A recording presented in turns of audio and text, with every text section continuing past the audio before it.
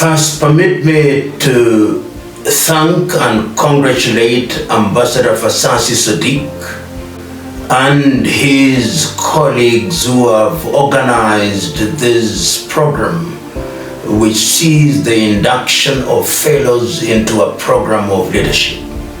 This, in my view, is what Africa needs. This is what Nigeria needs.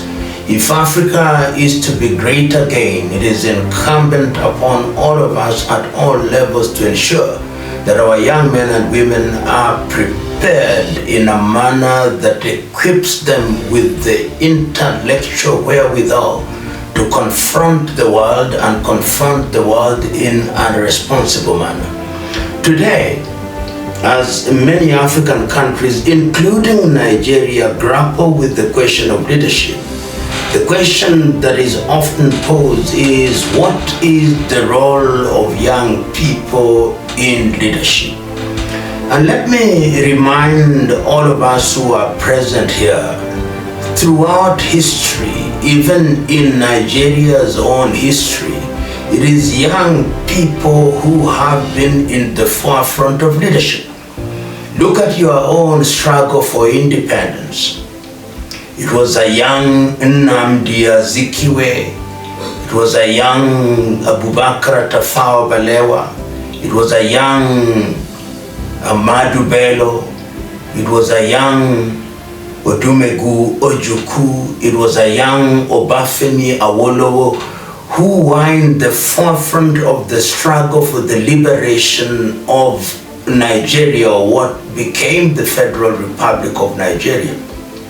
And even much later in life, individuals who have occupied the spaces of leadership, and leadership must not be confined to politics.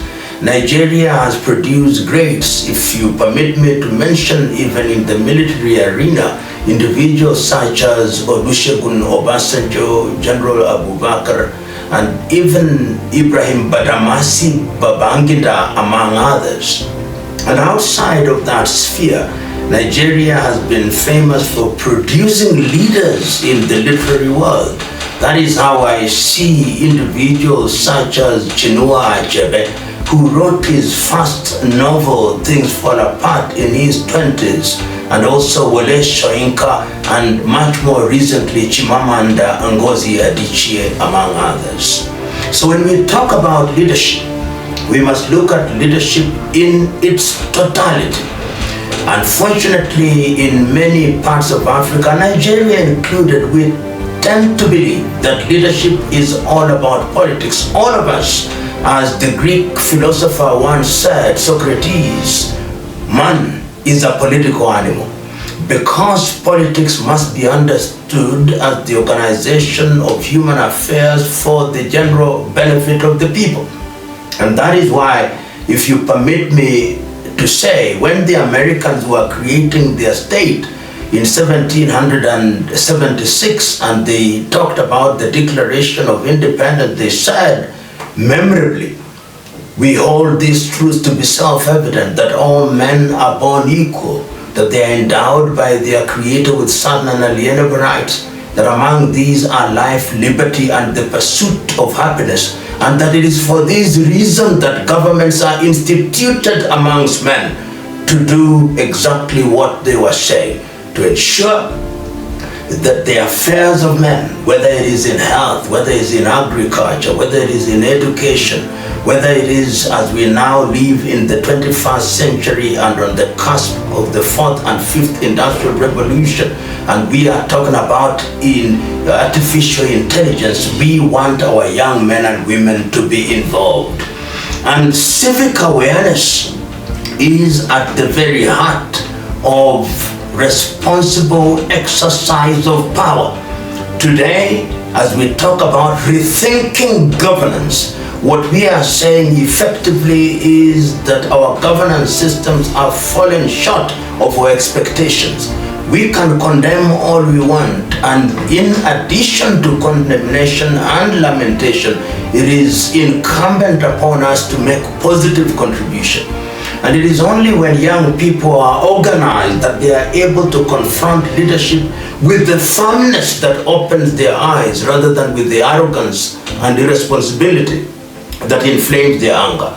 My message to you, therefore, go out there and confront leadership. Confront leadership in a responsible manner, remembering, as Ryan Holiday said, discipline is destiny.